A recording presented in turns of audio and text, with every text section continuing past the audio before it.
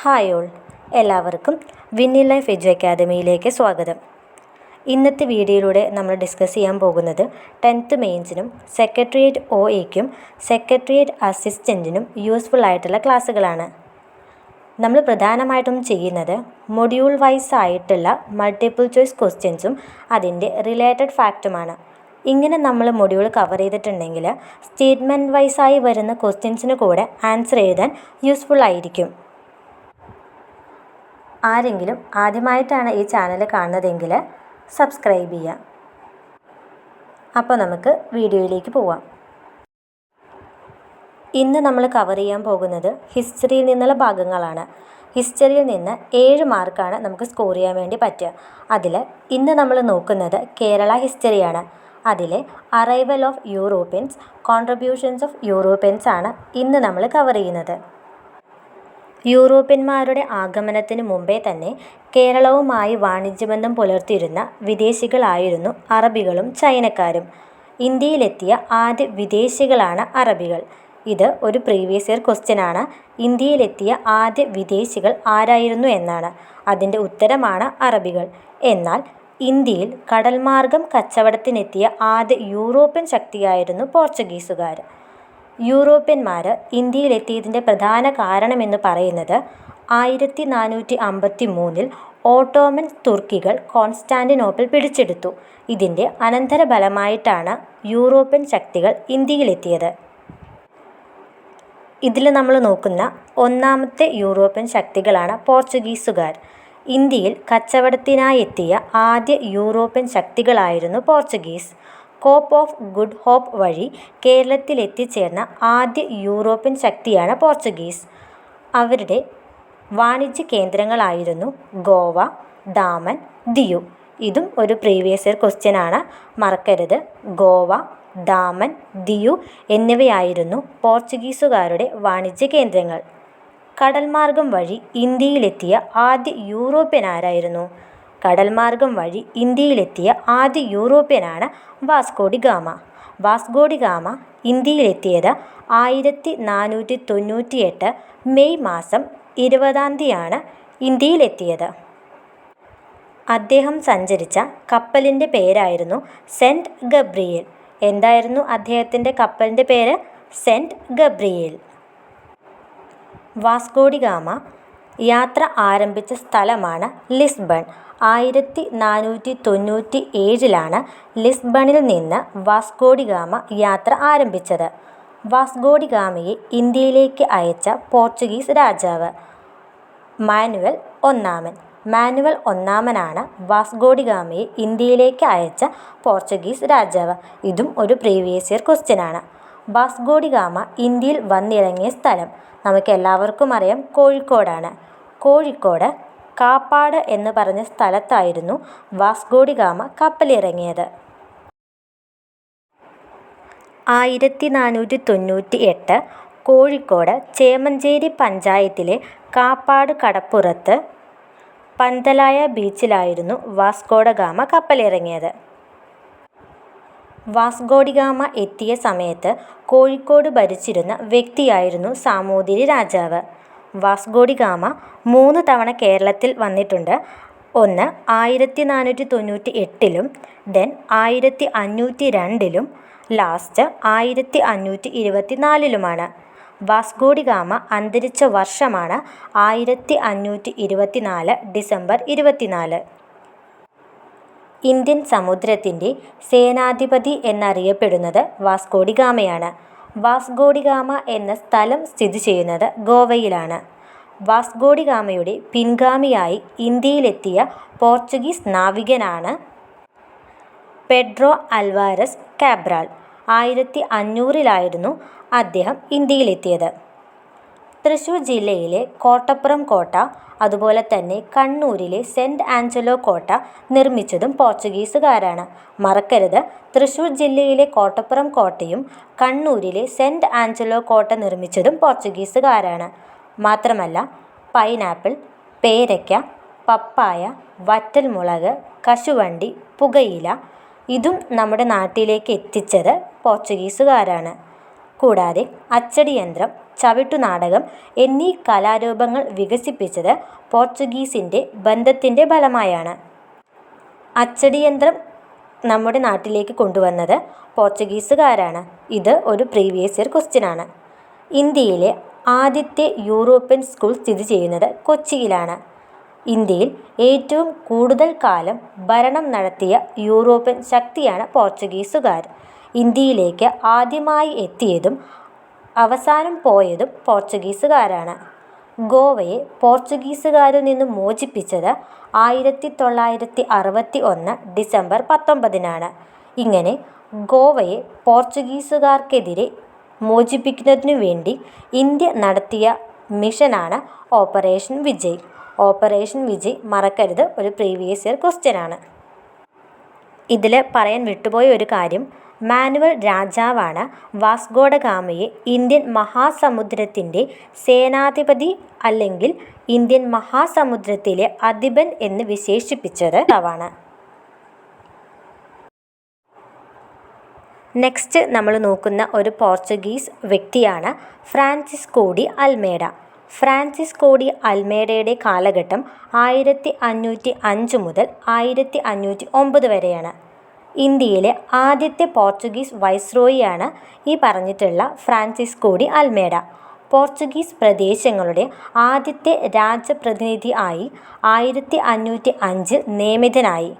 അഞ്ചുദ്വീപ്, കണ്ണൂർ, മലാക്ക, കൊച്ചി എന്നിവിടങ്ങളിലെ കോട്ടകൾ ബലപ്പെടുത്തുകയും മാത്രമല്ല പുതിയത് നിർമ്മിക്കുകയായിരുന്നു അദ്ദേഹത്തിൻ്റെ പ്രധാന ലക്ഷ്യം. ബ്ലൂ വാട്ടർ പോളിസി നടപ്പിലാക്കിയ വൈസ്രോയിയാണ് ഫ്രാൻസിസ്കോ ഡി അൽമേഡ. ഓർത്തുവയ്ക്കണം, blue water policy. Blue water policy നടപ്പിലാക്കിയ വൈസ്രോയിയാണ് Francisco de Almeida. Blue water policy അല്ലെങ്കിൽ നീല ജലനയം നടപ്പിലാക്കിയ വൈസ്രോയിയാണ്. ബ്ലൂ വാട്ടർ പോളിസി എന്ന് പറയുന്നത് ശക്തമായ നാവികപ്പടയെ വളർത്തിയെടുക്കുന്നതിലൂടെ സമുദ്രമേധാവിത്വം സ്ഥാപിച്ച് പോർച്ചുഗീസ് വ്യാപാരം വളർത്തുക എന്നതായിരുന്നു നീല ജലനയം അഥവാ ബ്ലൂ വാട്ടർ പോളിസി. നെക്സ്റ്റ് നമ്മൾ നോക്കുന്നതാണ് അൽബുക്കർക്ക്. ഇന്ത്യയിലെത്തിയ രണ്ടാമത്തെ വൈസ്രോയിയാണ് അൽബുക്കർക്ക്. ഇന്ത്യയിൽ പോർച്ചുഗീസ് സാമ്രാജ്യത്തിൻ്റെ സ്ഥാപകനായി അറിയപ്പെടുന്നത് ഇദ്ദേഹമാണ്. കോഴിക്കോട് നഗരം ആക്രമിച്ച വൈസ്രോയിയാണ് അൽബുക്കർക്ക്. മറക്കരുത്, കോഴിക്കോട് നഗരം ആക്രമിച്ച വൈസ്രോയി ആര്? ഉത്തരം അൽബുക്കർക്ക്. ഇന്ത്യയിൽ പോർച്ചുഗീസ് കോളനിവൽക്കരണത്തിന് നേതൃത്വം നൽകിയതും ഇദ്ദേഹമാണ്. മാത്രമല്ല വിദ്യാലയം സ്ഥാപിക്കുന്നതിനും ഇദ്ദേഹം നേതൃത്വം നൽകി. ഇന്ത്യയിൽ സതി നിരോധിക്കുകയും നാണയ സമ്പ്രദായം ഏർപ്പെടുത്തുകയും ചെയ്തു. പോർച്ചുഗീസ് ആസ്ഥാനം കൊച്ചിയിൽ നിന്നും ഗോവയിലേക്ക് മാറ്റിയ വൈസ്രോയിയാണ് അൽബുക്കർക്ക്. ഇതൊക്കെ സ്റ്റേറ്റ്മെൻറ്റിൽ വരാൻ ചാൻസ് ഉള്ളതാണ്. ഇന്ത്യയിൽ സതി നിരോധിച്ച വൈസ്രോയി ആര്? ഉത്തരം അൽബുക്കർക്കാണ്. മാത്രമല്ല പോർച്ചുഗീസ് ആസ്ഥാനം കൊച്ചിയിൽ നിന്നും ഗോവയിലേക്ക് മാറ്റിയ വൈസ്രോയി, അതും അൽബുക്കർക്കാണ്. അടുത്ത് നമുക്ക് ഇന്ത്യയിലേക്ക് എത്തിയിട്ടുള്ള യൂറോപ്യൻ ശക്തികളെ നമ്മൾ വിളിച്ചിരുന്ന വിളിപ്പേരുകളാണ്. ഇതിൽ പോർച്ചുഗീസുകാരെ പറങ്കികളെന്നും ഫ്രഞ്ചുകാരെ പാരന്ത്രീസുകാരെന്നും ഡച്ചുകാരെ ലന്തക്കാർ എന്നും ഡെൻമാർക്കിനെ ഡാനിഷുകാരെന്നും ബ്രിട്ടീഷിനെ വെള്ളക്കാർ എന്നുമായിരുന്നു ഇന്ത്യക്കാർ വിളിച്ചിരുന്നത്. നെക്സ്റ്റ് നമ്മൾ നോക്കുന്നതാണ് കുഞ്ഞാലി മരയ്ക്കാർ. നമുക്കെല്ലാവർക്കും അറിയുന്നതും ഇമ്പോർട്ടൻറ്റുമായിട്ടുള്ള വ്യക്തിയാണ് ഇദ്ദേഹം. കോഴിക്കോട് ഭരണം നടത്തിയിരുന്ന സാമൂതിരിയുടെ നാവികപ്പടയുടെ തലവന്മാരായിരുന്നു കുഞ്ഞാലി മരയ്ക്കാർ. കുഞ്ഞാലി മരയ്ക്കന്മാരുടെ ആസ്ഥാനം കോഴിക്കോടാണ്. വടകരയ്ക്കടുത്തുള്ള പുതുപ്പണത്തെ മരയ്ക്കാർ കോട്ട, അതായിരുന്നു കുഞ്ഞാലി മരയ്ക്കന്മാരുടെ ആസ്ഥാനം. മരയ്ക്കാർ എന്ന സ്ഥാനപ്പേര് നൽകിയത് സാമൂതിരി രാജാവാണ്. മലബാർ കേന്ദ്രീകരിച്ച് പോർച്ചുഗീസുകാർക്കെതിരെ നടന്ന ചെറുത്തുനിൽപ്പുകൾക്ക് നേതൃത്വം കൊടുത്തിട്ടുള്ളവരായിരുന്നു കുഞ്ഞാലി മരയ്ക്കന്മാർ. കുഞ്ഞാലി മരയ്ക്കാർ ഒന്നാമനുണ്ട്, രണ്ടാമൻ, മൂന്നാമൻ, നാലാമൻ. അതിലെ കുഞ്ഞാലി മരയ്ക്കാർ ഒന്നാമൻ്റെ യഥാർത്ഥ നാമമായിരുന്നു കുട്ടി അഹമ്മദ് അലി. രണ്ടാമൻ്റെ പേരായിരുന്നു കുട്ടി പോക്കർ അലി. മൂന്നാമൻ്റെ പേരാണ് പടമരയ്ക്കാർ, പട്ടുമരയ്ക്കാർ. കുഞ്ഞാലി മരയ്ക്കാർ നാലാമൻ അറിയപ്പെട്ടിരുന്നത് മുഹമ്മദ് അലി മരയ്ക്കാർ. അദ്ദേഹമായിരുന്നു സമുദ്രത്തിൻ്റെ അധിപൻ എന്നറിയപ്പെട്ടിരുന്നത്. സമുദ്രത്തിൻ്റെ അധിപൻ എന്നറിയപ്പെട്ടിരുന്നത് കുഞ്ഞാലി മരയ്ക്കാർ നാലാമനാണ്. അദ്ദേഹത്തിൻ്റെ പേരാണ് മുഹമ്മദ് അലി മരയ്ക്കാർ. ഇതിൽ ഇൻക്ലൂഡ് ചെയ്യാത്തൊരു പോയിൻ്റാണ്, നോട്ട് ചെയ്യണം. പോർച്ചുഗീസുകാർക്കെതിരെ കുഞ്ഞാലി മരയ്ക്കാർ സ്വീകരിച്ച യുദ്ധമുറയാണ് ഗറില്ല, അതായത് ഒളിപ്പോര്.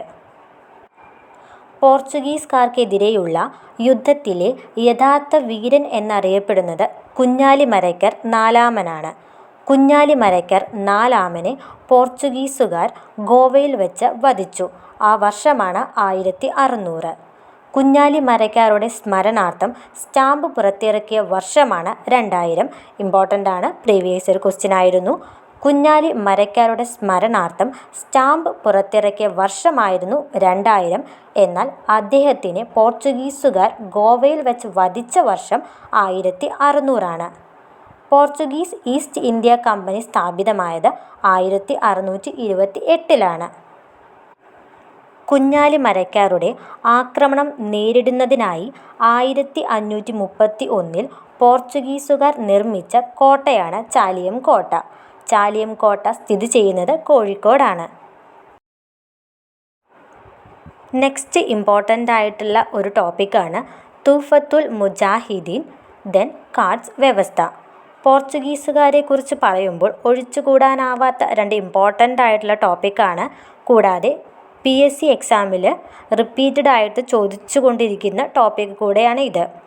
അതിൽ തൂഫത്തുൽ മുജാഹിദീൻ കേരളത്തിലെ പോർച്ചുഗീസ് അതിക്രമങ്ങളെക്കുറിച്ച് സൂചന നൽകുന്ന ഷെയ്ഖ് സൈനുദ്ദീൻ രചിച്ച കൃതിയാണ് തൂഫത്തുൽ മുജാഹിദീൻ.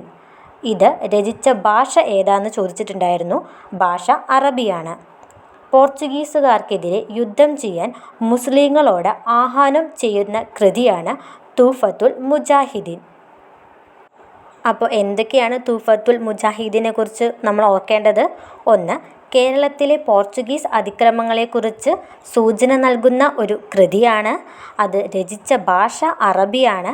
കൂടാതെ പോർച്ചുഗീസുകാർക്കെതിരെ യുദ്ധം ചെയ്യാൻ മുസ്ലിങ്ങളോട് ആഹ്വാനം ചെയ്യുന്ന കൃതിയും കൂടെയാണ് തൂഫത്തുൽ മുജാഹിദീൻ.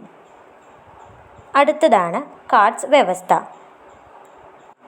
കാർഡ്സ് വ്യവസ്ഥ നടപ്പിലാക്കിയ യൂറോപ്യൻ ശക്തികൾ ആരാണെന്ന് ചോദിക്കും. അത് പോർച്ചുഗീസുകാരാണ്. ഇന്ത്യയുടെ ഏതെങ്കിലും ഭാഗങ്ങളുമായി മറ്റു കപ്പലുകൾ വ്യാപാരം നടത്തുന്നത് തടയുന്നതിനു വേണ്ടി പോർച്ചുഗീസ് ഉദ്യോഗസ്ഥൻ നൽകിയിരുന്ന പാസ് അറിയപ്പെട്ടിരുന്നതിനെയാണ് കാർഡ്സ് വ്യവസ്ഥ അല്ലെങ്കിൽ കാർഡ്സ് എന്ന് പറയുന്നത്. ഓരോ ഏഷ്യൻ വ്യാപാര കപ്പലും തങ്ങളുടെ ചരക്കുകൾ കടത്തുന്നതിന് പോർച്ചുഗീസുകാർക്ക് ഒരു നിശ്ചിത സംഖ്യ കരം നൽകി പാസ് സ്വന്തമാക്കണം. അതാണ് കാർഡ്സ് വ്യവസ്ഥ. കാർഡ്സിൽ ഉൾപ്പെടുത്തിയിരുന്ന വിവരങ്ങളായിരുന്നു കപ്പലിൻ്റെ വലുപ്പം, കപ്പിത്താൻ്റെയും ജീവനക്കാരുടെയും വിവരങ്ങൾ, ചരക്കിൻ്റെ വിവരങ്ങൾ, എത്തിച്ചേരുന്ന തുറമുഖം. കൂടാതെ കാർഡ്സ് വാങ്ങാത്ത കപ്പലുകൾ കണ്ടുകെട്ടി ജീവനക്കാരെ കൊല്ലുകയോ കപ്പലുകളിൽ അടിമകളാക്കുകയോ ചെയ്തിരുന്നു. ഈ വീഡിയോയിലൂടെ നമ്മൾ ഡിസ്കസ് ചെയ്തത് കേരള ഹിസ്റ്ററിയിലെ യൂറോപ്യൻ ശക്തികളുടെ ആഗമനത്തെക്കുറിച്ചാണ്. ഇന്ത്യയിലെത്തിയ ആദ്യ യൂറോപ്യൻ ശക്തിയായിരുന്നു പോർച്ചുഗീസുകാർ. പോർച്ചുഗീസുകാർ എന്താണെന്ന് നമ്മൾ പഠിച്ചു. കൂടാതെ വാസ്കോ ഡ ഗാമയെക്കുറിച്ച് പറഞ്ഞു. കുഞ്ഞാലി മരയ്ക്കാർ, അവരെക്കുറിച്ചൊക്കെ നമ്മൾ ഡിസ്കസ് ചെയ്തിട്ടുണ്ട്. എല്ലാവർക്കും ഈ പോർഷൻ ക്ലിയറായെന്ന് വിചാരിക്കുന്നു. ഇതിൻ്റെ കണ്ടിന്യൂവേഷനായിട്ട് നമ്മൾ അടുത്ത വീഡിയോ അപ്ലോഡ് ചെയ്യുന്നതായിരിക്കും. ആദ്യമായിട്ട് ആരെങ്കിലും ഈ ചാനൽ കാണുന്നുണ്ടെങ്കിൽ സബ്സ്ക്രൈബ് ചെയ്യുക, സപ്പോർട്ട് ചെയ്യുക. എന്തെങ്കിലും ഡൗട്ടോ കാര്യങ്ങളുണ്ടെങ്കിൽ താഴെ കമൻറ്റ് ചെയ്യുക. പിന്നെ ഈ സ്ലൈഡിൽ ഇൻക്ലൂഡ് ചെയ്യാൻ വിട്ടുപോയ ഒരു കാര്യമാണ് പോർച്ചുഗീസുകാരുടെ കോൺട്രിബ്യൂഷൻ. അത് ഞാൻ താഴെ ഡിസ്ക്രിപ്ഷൻ ബോക്സിലോ അല്ലെങ്കിൽ കമൻറ്റ് ബോക്സിലോ ഞാൻ പിൻ ചെയ്ത് വെക്കാം. സോ എല്ലാവരും നന്നായിട്ട് പഠിക്കുക, പോയിൻ്റൊക്കെ നോട്ട് ചെയ്ത് വയ്ക്കുക. Okay, thank you.